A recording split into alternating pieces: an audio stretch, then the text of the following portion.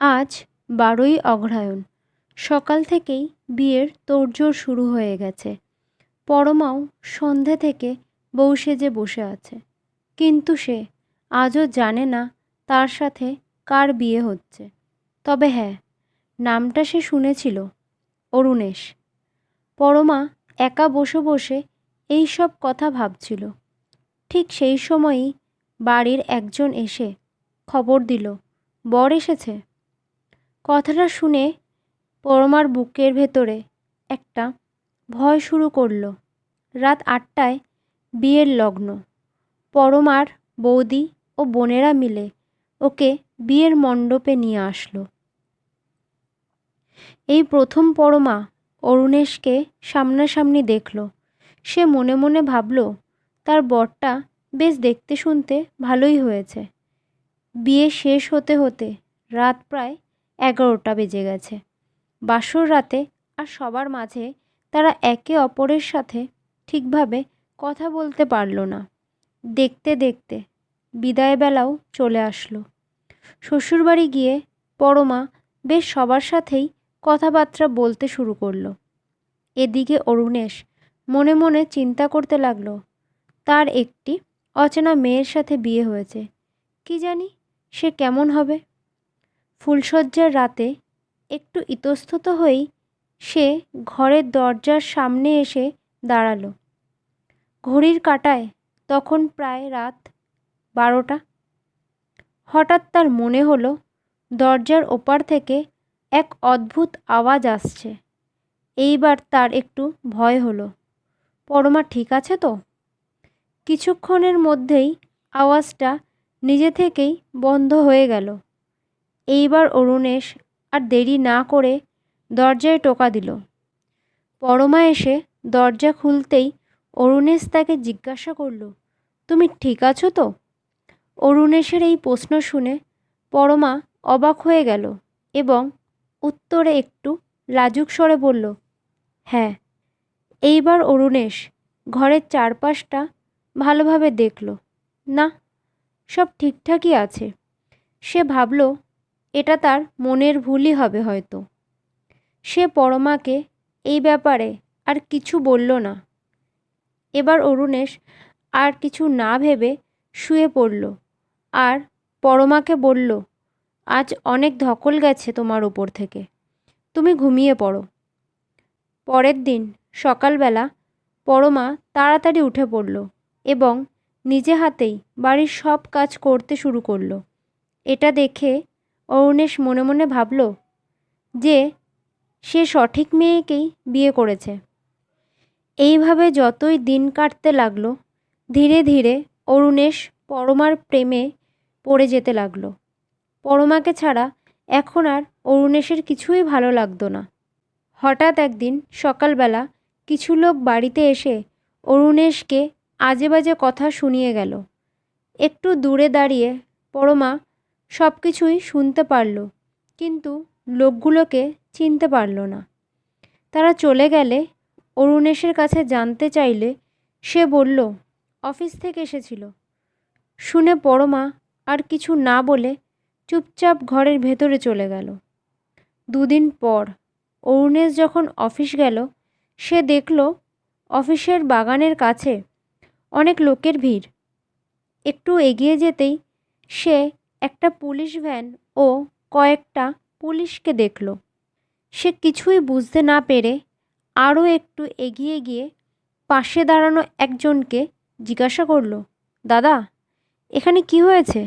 লোকটা নিচু স্বরে জবাব দিল, আমাদের অফিসের সিনিয়র স্টাফ অরুণবাবু আর প্রতাপবাবুর লাশ পাওয়া গেছে। কিছুক্ষণ চুপ থাকার পর অরুণেশ সেই লোকটাকে জিজ্ঞাসা করল, এটা কিভাবে হলো? লোকটা উত্তরে বলল, আমি ঠিক বলতে পারবো না স্যার। সকালে আমাদের অফিসের মালি কাকা এই দিক থেকে আসছিলেন, তখন এই লাশ দুটো দেখেছিলেন তিনি। অরুণেশ এইবার লাশগুলোকে এক মনে দেখতে লাগলো। দেখতে দেখতে তার নজর গেল লাশের পাশে পড়ে থাকা একটি চুড়ির ওপর। সবার চোখের আড়ালে সে চুড়িটা হাতে তুলে নিল। অবাক হয়ে গেল। জিনিসটা অরুণেশের খুবই চেনা। একটু ভালোভাবে দেখতেই তার মনে পড়ে গেল, আরে এটা তো পরমার চুড়ি। আমার মাই তো এটা পরমাকে দিয়েছিলেন, কিন্তু এটা এইখানে আসলো কি করে? এই কথা চিন্তা করতে করতে তার পরশু সকালের কথাটা মনে পড়ে গেল। সেদিন যখন ওই লোকগুলো আমাদের বাড়ি এসেছিল, পরমা তো ওখানেই দাঁড়িয়েছিল। অরুণেশের আর কিছু বুঝতে বাকি রইল না। সন্ধ্যায় অরুণেশ বাড়িতে এসে আজ আর পরমার সাথে কোনো কথা বলল না, সোজা নিজের ঘরে চলে গেল। কিছুক্ষণ পর পরমা চা নিয়ে ঘরে যেতেই অরুণেশ অফিসের সব কথা তাকে জানালো আর বলল, পুলিশ তদন্ত শুরু করেছে। যতদিন না তদন্ত শেষ হয় ততদিন অফিস সিল থাকবে। অরুণেশের মুখে এই কথা শোনা মাত্রই পরমা ঘর থেকে বেরিয়ে যাওয়ার জন্য ব্যস্ত হয়ে উঠল। এইবার অরুণেশ তাকে জিজ্ঞাসা করল, আচ্ছা পরমা, তোমার কি মনে হয় কে ওদের খুন করেছে?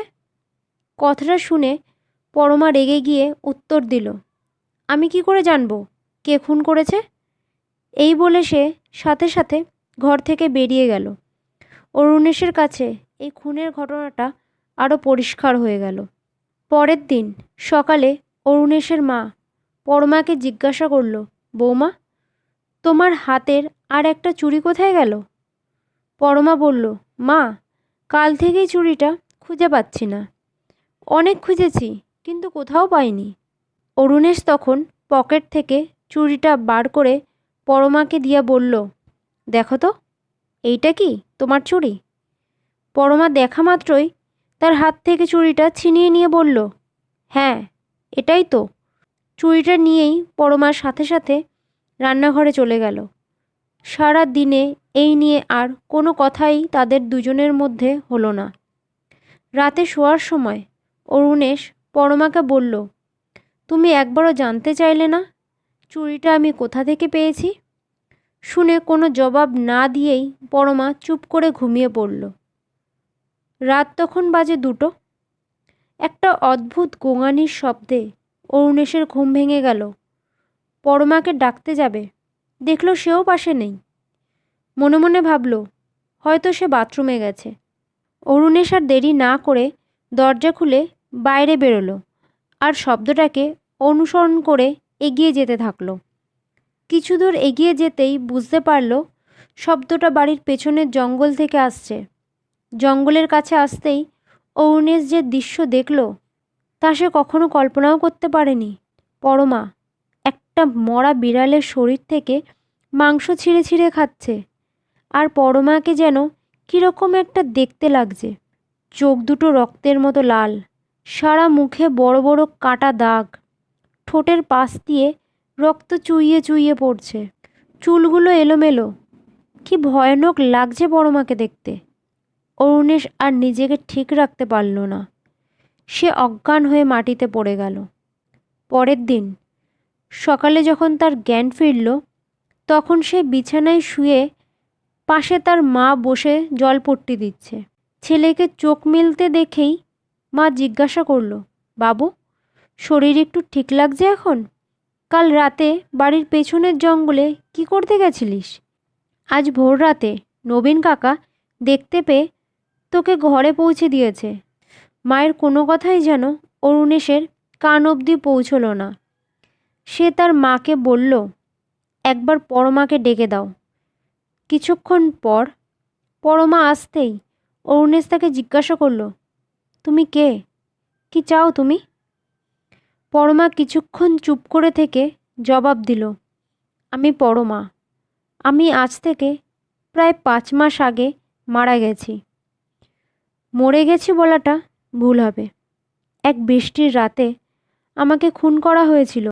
আমার নিজের কাকা আর তার 2 বন্ধু মিলে সামান্য সম্পত্তির লোভে আমার বাবা মাকে খুন করেছিল, আর তারপর কিছুদিনের মধ্যে আমাকেও তারা খুন করলো।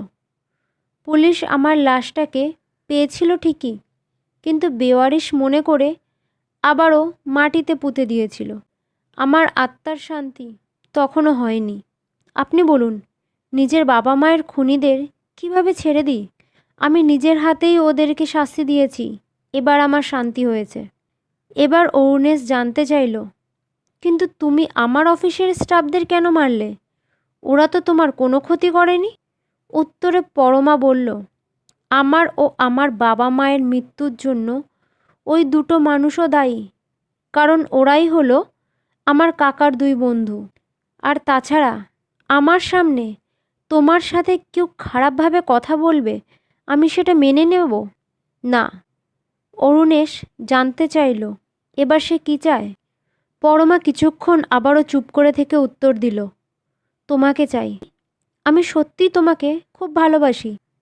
আমি তোমার কোনো ক্ষতি হতে দিতে চাই না, শুধু সারা জীবন তোমার সাথে থাকতে চাই। শুনে অরুণেশ বলল, তা হয় না পরমা। আমার জগৎ আর তোমার জগৎ এক নয়। তুমি তো একজন আত্মা। শুনে পরমা বলল, ঠিক আছে, আমি চলে যাব। তবে তুমি শুধু আমায় মনে রেখো, কোনো দিন আমায় ভুলে যেও না। কথাগুলো শুনতে শুনতে অরুণেশেরও চোখে জল চলে এলো। তারা একে অপরকে জড়িয়ে ধরে খুব কাঁদল। এইভাবেই কিছুক্ষণ কেটে যাওয়ার পর পরমা বলল, এবার আমার যাওয়ার পালা। তুমি ভালো থেকো আর আমাকে ক্ষমা করে দিও। তারপর অরুণেশ দেখল পরমার শরীরটা আস্তে আস্তে হাওয়ায় মিলিয়ে গেল।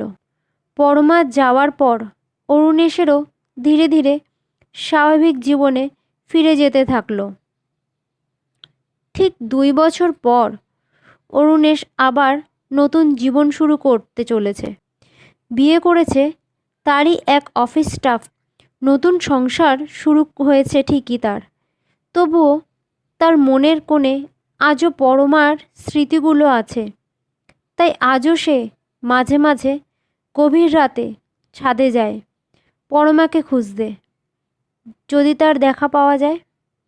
কারণ পরমা ছিল তার জীবনের প্রথম ভালোবাসা। তার প্রথম ভালোবাসাকে কখনোই ভোলা সম্ভব হয়ে ওঠেনি।